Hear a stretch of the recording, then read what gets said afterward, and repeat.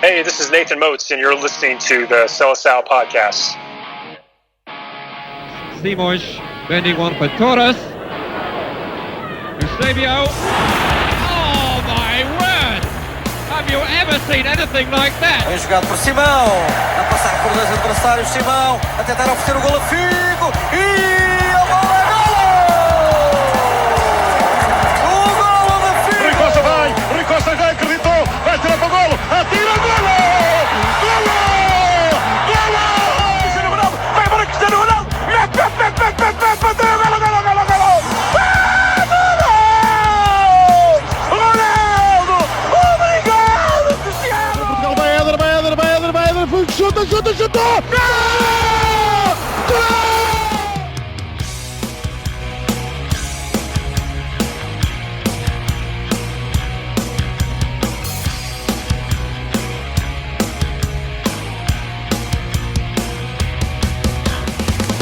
And we welcome you to episode number 57 of the Seleção podcast. I am your host, Danny Pinto. Once again, we are proud to be partners with the great folks at Portugal.net. And one step down, one step to go as the Seleção took care of business on Thursday at the Dragão, beating Turkey 3-1. Some very positive things going on in the first half and first, I would say, 50, 60 minutes. And then all of a sudden, it was pucker time for a little bit. And then the call against the José Fonte in the box that could have put the Seleção from being up 2-0 to being tied 2-2 with 5 minutes left to go in regulation. But it was all for naught as the penalty was missed. And they would tack on an insurance 3-1 goal, or a goal to make it 3-1. And again, Portugal one step closer to the World Cup. To preview the matchup against Macedonia and to take a look back at the matchup versus Turkey is our good buddy Nathan Motz from Portugal.net. And Nathan, welcome back to the show, bud. Hey, thanks so much. Big things happening. Are there? I'm not sure how I felt about that game, but we'll get into that. I'm happy to be here. Thanks. All right, let's get right to it. All right. We're up 2-1.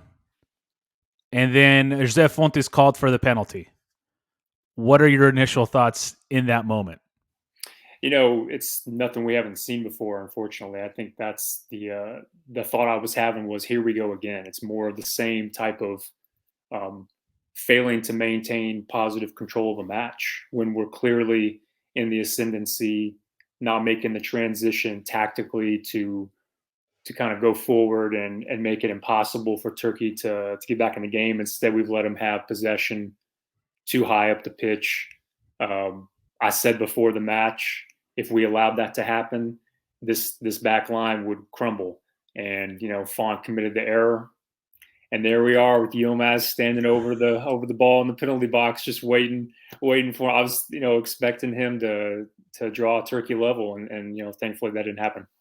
Yeah, and I believe Yilmaz announced his international retirement after the game too. So yeah, you could tell that that was something that obviously had an impact on him. Obviously, it was probably something that he was probably thinking about prior to, but to go out like that when you had a chance to bring your country level away has got to be a tough pill to swallow. But he's got nothing to hang his head about in terms of his international career. But definitely a tough way to go.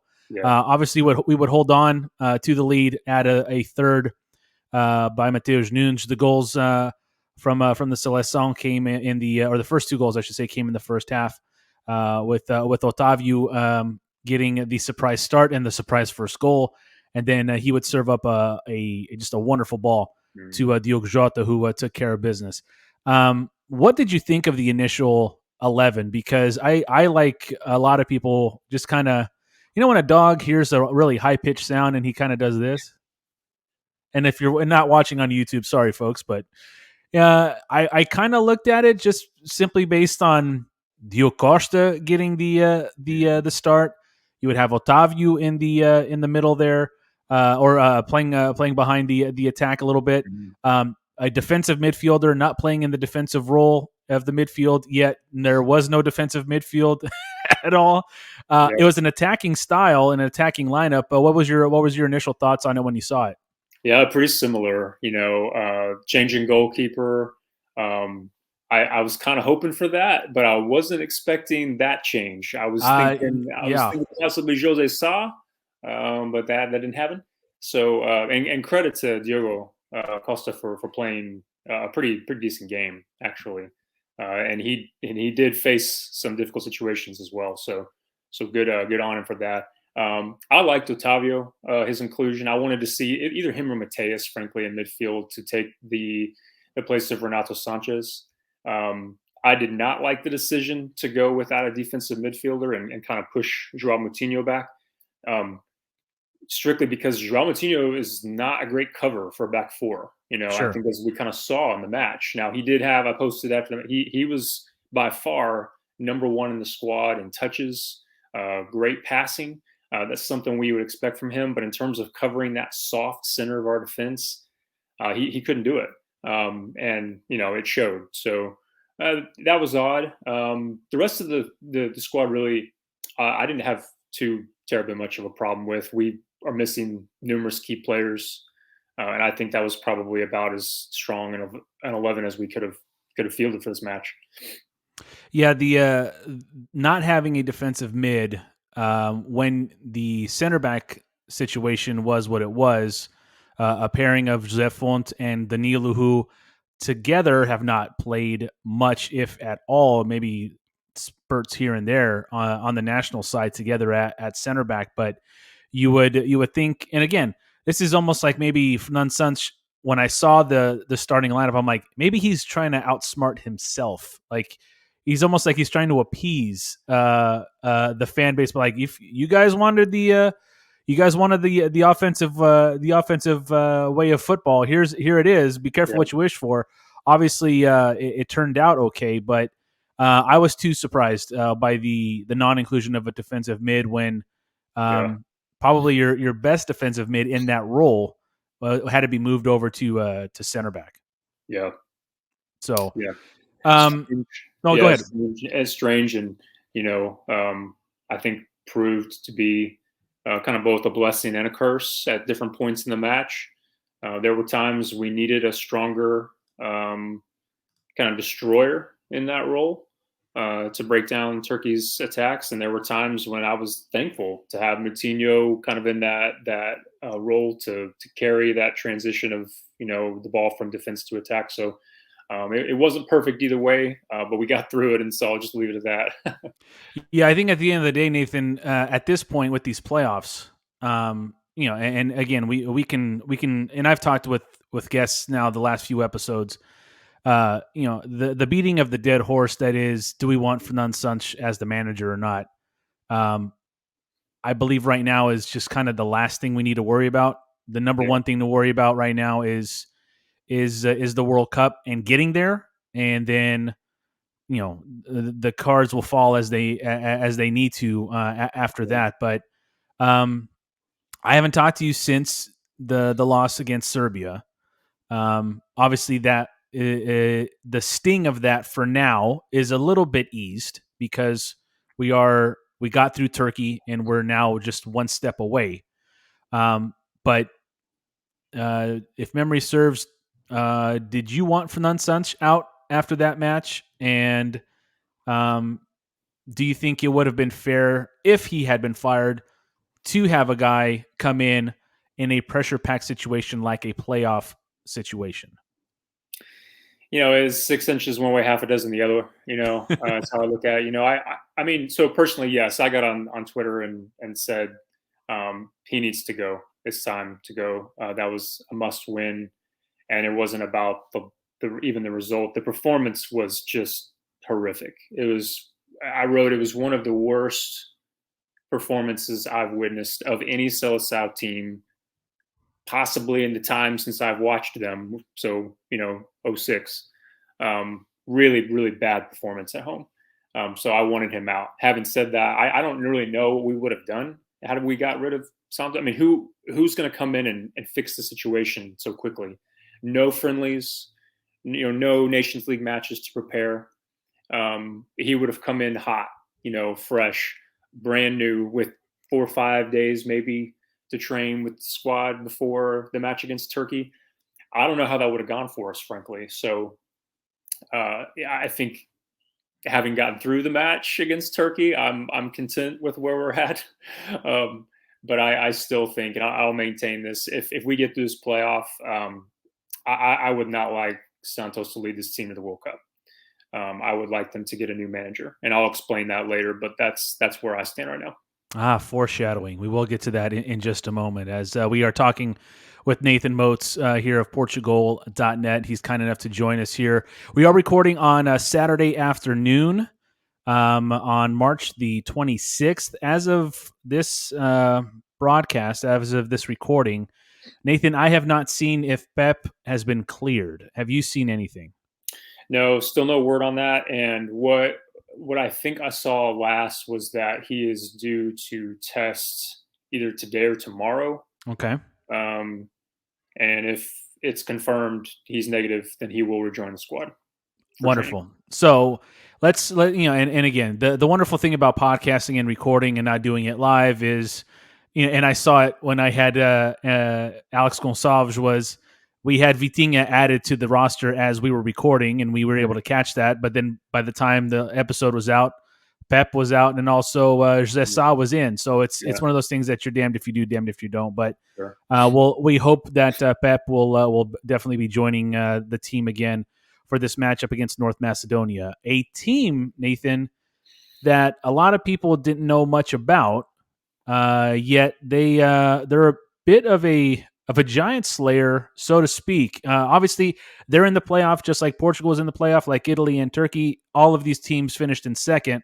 But not only did they beat Germany in the group stage, they beat them away, I believe. Yeah.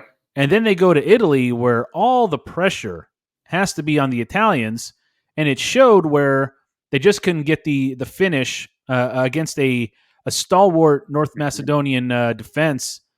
And right at the end, either right before or right after injury time, North Macedonia gets the just unbelievable goal. I'm not sure how familiar you are with that squad, but what are your thoughts on their performance against Italy and what they can, what kind of problems that they might cause against the Seleção? Man, I'll tell you, I'm concerned because this is not the type of team that historically Portugal plays very well against. Very compact and organized, looking for that opportunity on the counter. The type of team that frustrates a stronger opponent, as they did with Italy. I looked into that match a little, and I want to say the overall shot count at the end of the match was 32 shots for Italy and 4 for Macedonia. And they blocked 16 Italian shots, which shows you how they're stacking rows of defenders in front of the goal. That's going to frustrate us, going to force crosses from wide positions, which is, I would say, is really not Portugal's game in many cases. We don't have very good crossers of the football, which is interesting because in times gone by, when we had very strong wing talents like Ronaldo, Nani, we had very weak center forwards, but the crosses were excellent. Sure. And so we could still kind of make that work. Now it's kind of a different situation where the crosses coming from wide positions aren't as quality anymore. So that particular routine against Macedonia is probably not going to work as well. I think really what's concerning is that Macedonia have practiced now in dealing with a much stronger opponent, Germany, Italy, and showing that they can still get not only a result but a victory. And sure. I've read some people say, and I agree, if this match goes to halftime 0-0, that's going to be a problem, I think, for us, because the desperation factor will increase. And this team is not really built, in my opinion, to endure 90 minutes of having to pry open a tough defense. We're not there right now. So it's a concerning matchup. I think it'll be a very difficult game, a very boring game for long stretches. And I think the first goal wins it. Wow. Okay. We're talking with Nathan Motz here on episode number 57 of the Seleção podcast. I am your host, Danny Pinto. from the outside looking in, how much pressure? Because you talked a little bit about it in your last comment there, but how much pressure from the outside do you think this result for Portugal? How much pressure do you think is there simply because the optics of losing to North Macedonia, just on the surface, not looking at how they play or whatever, but just there's the old adage, there's no shame in losing to a good team. So like if you were to say Portugal made it to the final but lost to Italy, people would have been like, that sucks, but hey, it's Italy. It's not to disrespect North Macedonia. It's just that they just don't have the lineage and the history that either Italy or Portugal has. But with that said, it would look a lot worse, in my opinion, if we go out to North Macedonia than Italy. How much pressure do you think that puts on maybe not the fan base itself, because we have no control over it, but maybe the federation, the players, and the coaches, because it seems like a cakewalk on paper based on history, but we obviously know that's not the case on the field. Yeah. So I wrote several months ago that the expectation that qualifying be straightforward for nations that are ranked highly in the FIFA rankings or that have a strong tournament record, that expectation is a little bit bizarre, in my opinion. I think people are seeing now how difficult it is to qualify for a major tournament. At least in Europe, it's very difficult. And with that said, I hope the players are not thinking about that scenario where they're worried about the type of opponent they're facing with Macedonia, North Macedonia, because they need their focus all on one thing, and that's getting the victory, independent of what people would surely say if we were to lose this match. And there's no doubt that Portugal are favorites on paper. But again, I hope it's not a situation where the mentality going in is focused on what type of opponent we're playing or where they are in the FIFA rankings or something like that. This is a must-win for both sides. The desperation factor is high for both, but probably higher for Portugal because they're home and because they're heavily favored. And that's psychological tension there that is difficult for any player to handle, no matter how many times they may have faced that situation before. Yeah, the human element sometimes is something that isn't really thought of too much when, all of a sudden you have these expectations and then they're hard to shake. It's hard to shake sometimes what you think should happen, and then all of a sudden something hits you right in the mouth, and it's either you react and you get back up, or you can see that sometimes teams and players don't react as well as they could. Speaking of players, you mentioned Otavio. I thought, he was maybe, if not the player of the match, one of that could have been chosen. Anyone else that stood out for you from that match that should see some time, depending on depending on how Fernando Santos goes about it, but anyone who I guess deserved another look in the starting 11 heading into Tuesday against North Macedonia? Yeah, I mean, I've been critical of Diogo Jota in the past, but I think, to be fair to him, he was decent. He had a bad miss to start the game with a wonderful cross from the right, I think it was. Found him kind of in the shadow of the crossbar almost, and he somehow got underneath it and missed. Yeah, he did. And so, and so after that point, I was thinking, man, here we go, is another match when Jota is going to have these chances come his way and not make good. But he proved himself later in the match. So I think he did well. Really, aside from him, there were few individual standouts, in my opinion, until some of the substitutes came on. I thought João Felix did pretty well. I did too. I thought Rafael Leao was good as well. Good change in pace there towards the end of a match, and I definitely think that's going to come in handy on Tuesday with a tiring North Macedonian defense. Putting on that burst of pace is going to cause problems. So I hope if it's late in the game and we need a goal, we're doing that. The defense is going to be different, no doubt about it. João Cancelo hopefully coming back. Pepe hopefully coming back. On the left, a lot of people were critical of Guerrero. I thought his performance was average, but I think it was complicated a little bit by the fact that the central defensive pairing was so unstable. Sure. And I don't think anyone on the back line was dealing with Turkey's press very well because of that. So I still think he can be useful to the team. I still wouldn't mind having him in the squad. Bernardo, he wasn't consistent through the match, but he had his moments. And he belongs in the center. I think giving him more control over the match from the center midfield is the right decision. He played well and was instrumental in that first goal. So there's going to be changes to the squad, but I hope at a minimum Otavio, would hope to see him still there. Jota, of course, still there. But I wouldn't mind maybe seeing another change in midfield. I still haven't settled exactly on where that needs to come from. Bruno probably needs to be replaced, but who do you put in Vitinha? It's hard to say. Sure. But we need something different in that midfield for sure. Nathan, you didn't mention the guy whose jersey is on my recliner to my left shoulder, your right, if you're looking on YouTube. He obviously is washed up. He doesn't have it anymore for the national team, and he obviously needs to be replaced or come off the bench or not play the whole game. I mean, it was fun discussion, and actually, our good friend Tom Kundert had opened it up.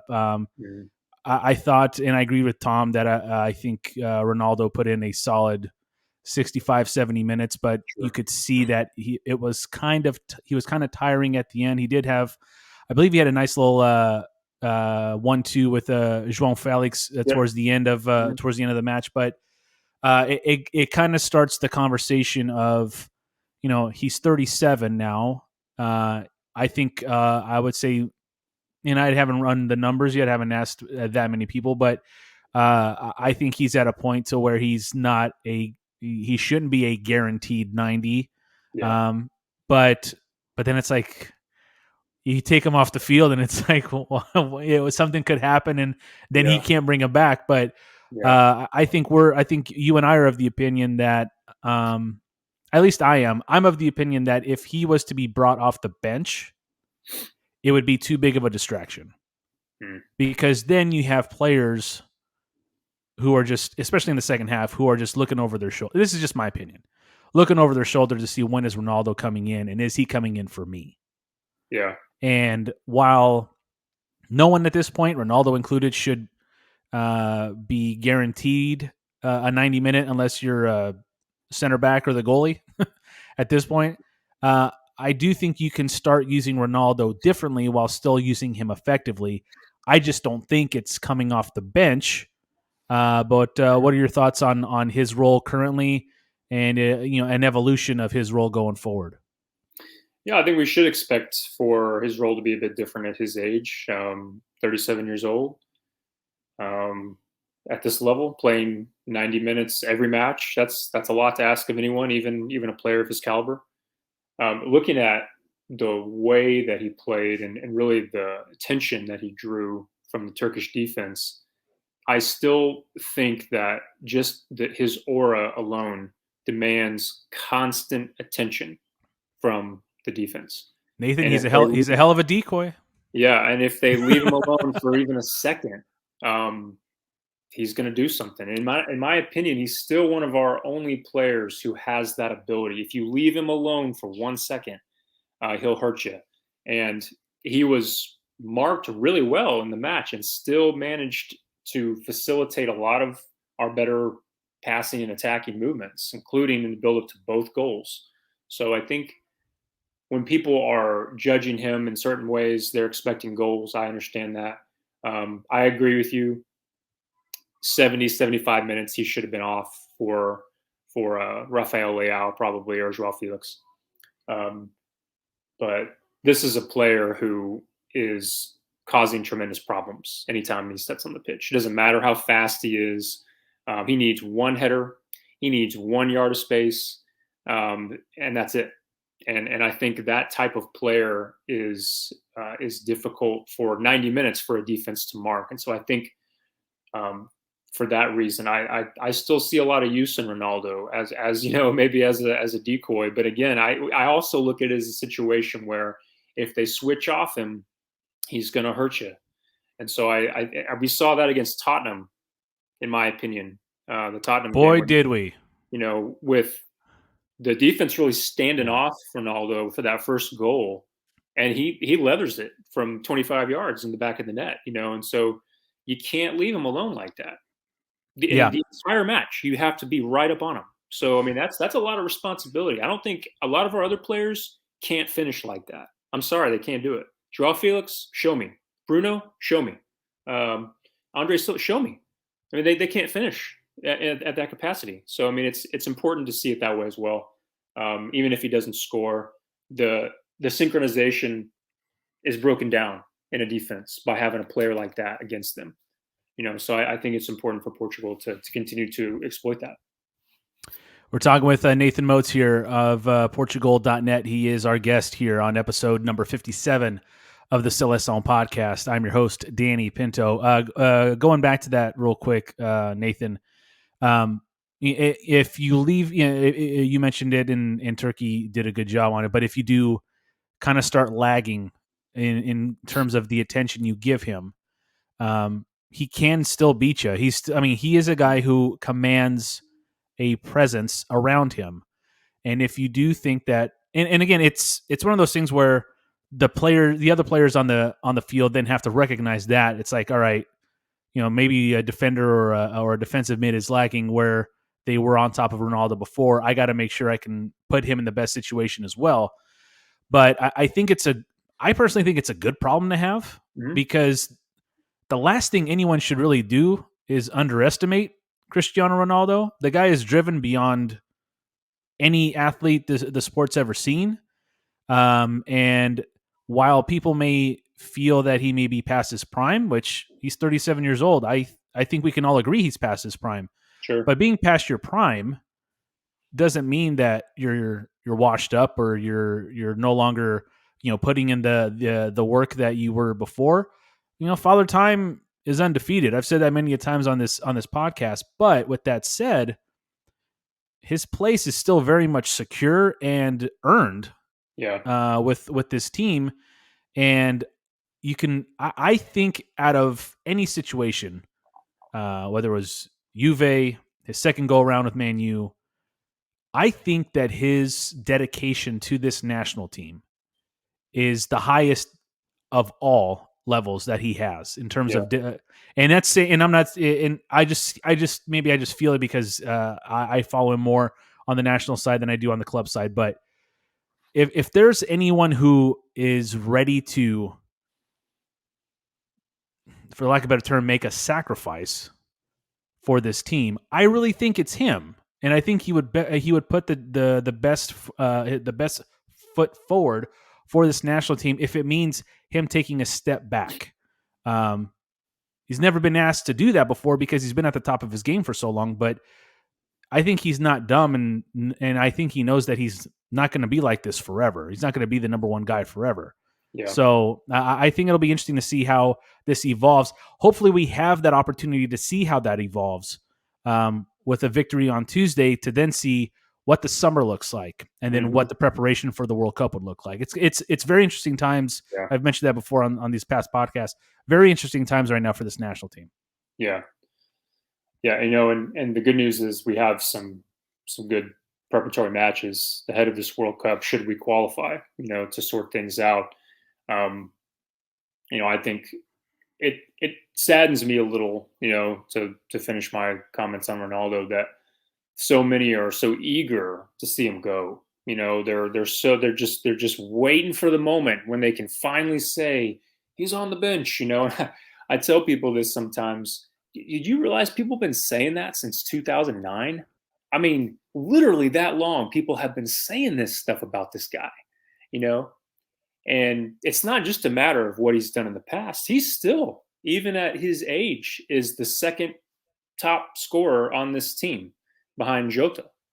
So what are you going to do with a player like that? Put him on the bench? It's just difficult to justify, even if you look at it like that. I do look at a match a little bit more. I'm just, not to toot my own horn, but I'm a little bit more critical in the matches, looking at certain things. I'm looking at the entire sequence of play. I don't want to just see, did he beat his marker every time? Did he make the right decision every time? Did he, how many shots on goal did he get, or different statistical capabilities? The entire presentation, though, from Ronaldo is still useful. There's still a lot there that this team is benefiting from, and it's a shame that people are kind of over that or past that.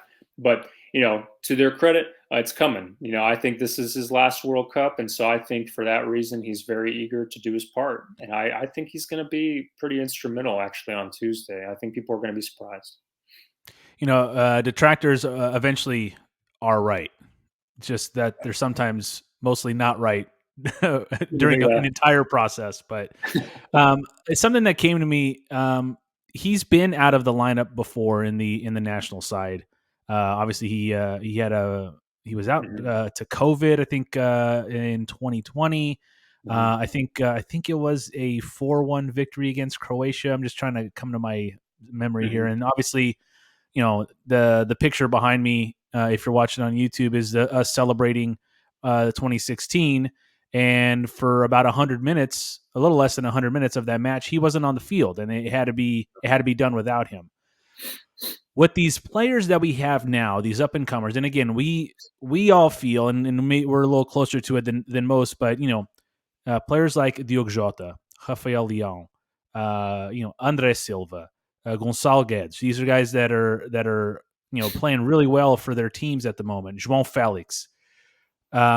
There's talent there, but there seems to be, and again, this is just coming from just coming to me here, but maybe there seems to be a perceived maybe lack of trust to kind of see what they can do without Ronaldo, and maybe that's why he is not subbed out for these guys at the at the 20 minute left mark. Again, I don't envy Fernando Santos or any manager who comes after Fernando Santos with Ronaldo on this team, trying to get to that point where, okay, Cristiano, you're gonna put in 65, and that's it. I don't envy that. I don't envy the players that are going to be coming behind him, because unfairly you might be compared to, like, well, Ronaldo did this and you're not doing it, and obviously he's a once in a lifetime player. But what do you think is maybe is it, I guess, besides Ronaldo being Ronaldo, do you think there is a lack of trust with the players at Fernando Santos' disposal to take Cristiano Ronaldo off the field in terms of getting a result? Yeah, I mean, I think to some extent, yes. I think even looking back through this qualification period, there's several matches there where without Cristiano, you could argue that final match against Serbia might not have mattered anyway. People talk about it. I want people to hear me clearly. It doesn't matter, but the fact is, he won us the first match against Serbia with a goal in stoppage time. It just got ruled out incorrectly by that referee. So he also won us the match against Ireland. Yeah, also won against Ireland, and I think there was another one too, if I'm not mistaken. It all runs together. Sure, because it's too many. It's too many goals. Too many goals, Nathan. I think the thing is, these players are good enough, in my opinion, and I mean this. I haven't said it often, but when Ronaldo leaves, these players are good enough to deliver a very fine version of the Seleção. I agree. We can look forward to that, and at the same time, they don't have the killer instinct that this man brings. They don't have it. I also agree with you there. Yeah, I think that's pretty clear, and so I don't think that when we're in matches of this significance, we should be looking to remove that type of killer instinct from the pitch, unless, like we saw against Turkey, he just can't run anymore. And I think that's, as you mentioned, is a difficulty that Ronaldo makes a lot harder by having that competitive spirit, of course. But I think that going forward, I'm hoping they're having conversations about how to manage the game in general. but how to manage Ronaldo's fitness, how to manage the top caliber performance on the pitch, not just in the first half, but in the second half as well. I think there needs to be some conversation about that. But that should never be, hey, let's just sit Ronaldo and find another way. He's still really important for us. And every time we talk about this, I swear I've been doing this for over a decade. Every time we talk about Ronaldo, hey, let's just sit him a little bit. He comes back and does something just remarkable. And I think it's a credit to him to be able to overcome this type of criticism and help his team the way he does. Yep, and still among the league leaders in goals scored in the English Premier League at 37 years old. If you need him, you need him. I posed this to Tom Kundert, and I posed this to our last guest, Alex Gonçalves. If the national team does not make it to the World Cup, I am of the opinion that Ronaldo retires from international football because someone that competitive isn't gonna. Well, someone that competitive and at 37, unless he waits for European qualifiers in calendar year 2023, I don't know what kind of motivation he has to continue playing for the national team other than scoring goals this summer during the Nations League. Yep. And with the World Cup in 2026, that puts him at 41, near 42. Could you see him? If we don't make it to the World Cup, could you see this being the end of his international career for the Seleção? Yeah, I think it's it. He even said recently, I've been in this game long enough to where I basically have fulfilled all my dreams, except the World Cup. And I think if they don't qualify, I mean, what's the point? He's got everything. He's got every record. I mean, he's done it all. He's been everywhere. He's won with his national team. There's no reason to stay. And I think that he would. I don't know if he would retire right away, but I have a feeling he would hang it up if we didn't qualify. We're talking with Nathan Motz here of Portugal.net. He's kind enough to join us in this episode number 57 of the Seleção podcast to take a look back at the Turkey match in which Portugal won 3-1, taking us to the playoff final at the Dragão this Tuesday, March the 29th against North Macedonia. Obviously, huge implications for this national team in their hope of getting to the World Cup later this year in Qatar. Nathan, if Portugal wins, and this is going to be I'm going to let you just kind of go with it here because this is going to be a really vague question. If Portugal wins, what should they do and what will they do? And I'll just kind of let you run with it.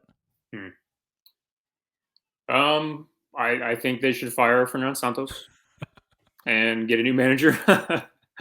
What any name comes to mind on your end? Yeah, I have been asked that. I'm not the best person to ask about managers to be frank, but okay. People have mentioned Andre Villas-Boas, who hasn't been in the game at all for a while. There's the opportunity to go with a foreign manager as well. There's some halfway decent foreign managers available, although that's not normally the federation's leaning, is it? At least non Portuguese speaking. Yeah. So that's not normal. But we should do it. I think we have 6 Nations League matches after qualifying. That's enough, I think, to get a new manager adjusted. They're difficult matches too. Spain, Switzerland, and Czech Republic, I think. Mm-hmm. So it's good preparation, for any manager. We should do that. And then I really think we need to work hard on getting some new center backs in the squad. I think even if we survive against North Macedonia, that's still in question. Let's remember that. I don't see this back line surviving the test they would receive at the World Cup, even with Pepe. And that's hard for me to say. But I think it's time to kind of move on from that. Well, it's also the reality of the situation too, Nathan. Yeah, absolutely. So I think we have to reconstruct that back line. I would love to see some new formations, but of course that's dependent on if we get a new manager.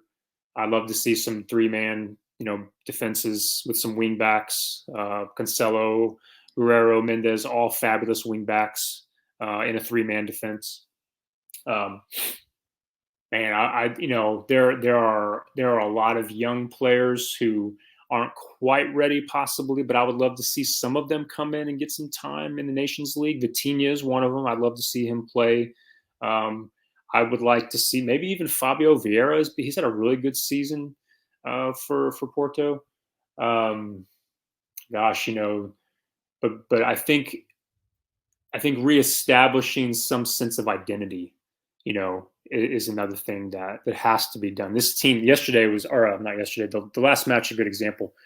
We had no real style in that match. We had 11 players on the pitch, all kind of doing something, but there was no real cohesion about it, and it's honestly been like this for probably about the last 3 or 4 years at least. And we need an identity. It used to be the identity was we had skillful, tough central midfielders and ferocious, rampant wing players. And there was this front foot, downhill running kind of style that it wasn't reckless, but it was. You could tell what we were trying to do. There was a mentality about the way we approached things. We've lost that. That needs to come back after this playoff. Right now we're in survival mode. So we're not like against Turkey, straight up. That was a survival mode match. We were desperate and it looked like it. Every 15-minute period that elapsed, we were a completely different team. Yeah. Just survival mode.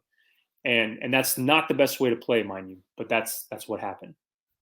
If we get through this, we got to get rid of that. We need an identity, a way of playing the game fundamentally. How does Portugal play football? I couldn't tell you.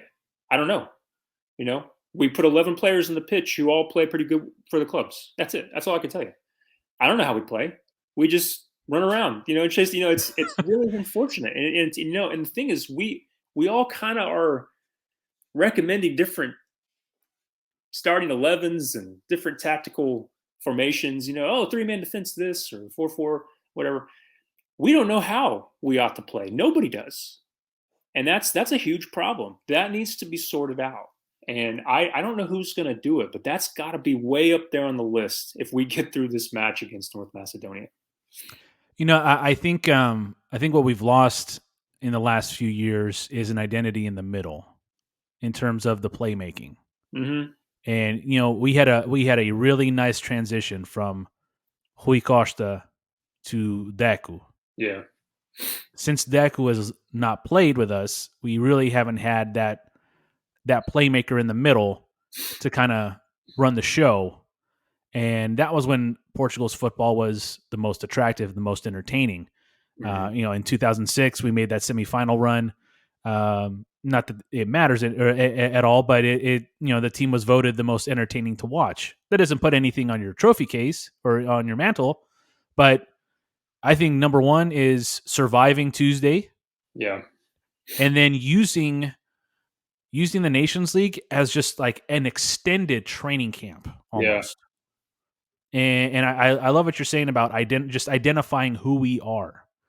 Because if you have guys that are going to make the team, let's talk about Ronaldo, talk about Pepe, talk about, I don't really think if we make it to the World Cup, I don't really think their services are really needed in the summer.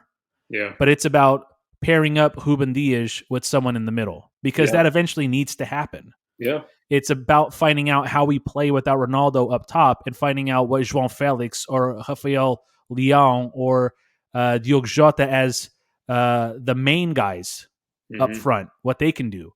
Honestly, it's figuring out if Diogo Costa is the long-term solution following Rui Patricio, or you give Zessa the Nations League to see if he's the number one.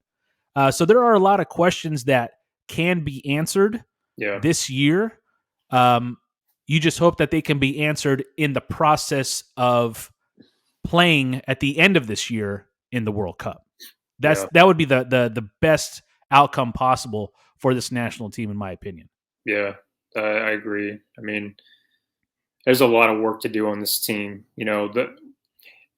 Unlike some might say, we did have an identity with this manager. It was a pragmatic defense first.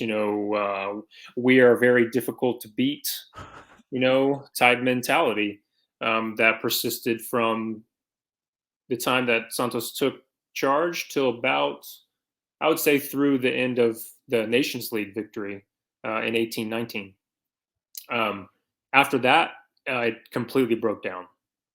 We had new players come into the squad that could not perform under those conditions. And we need to rebuild. And that's why I say I don't care that Fernando Santos gets us through North Macedonia. I don't care. He's got to go. We need a new leader. So without that, there can't be any of these changes that we're talking about, in my opinion. Yep. Lastly, Nathan, after everything that we've talked about, especially the last couple minutes here of what we need to do, change, all that stuff, are those, well, I shouldn't say are those changes going to happen because we don't know. Likely, Fernando Santos, if I had to guess, if we do get past Tuesday, he's likely to stay. But do we get past Tuesday and make it to the World Cup? I'm never gonna say no, man. I have to. Wouldn't it be awful if you say no? I think North Macedonia is gonna do it. See you guys. Yeah, I have so.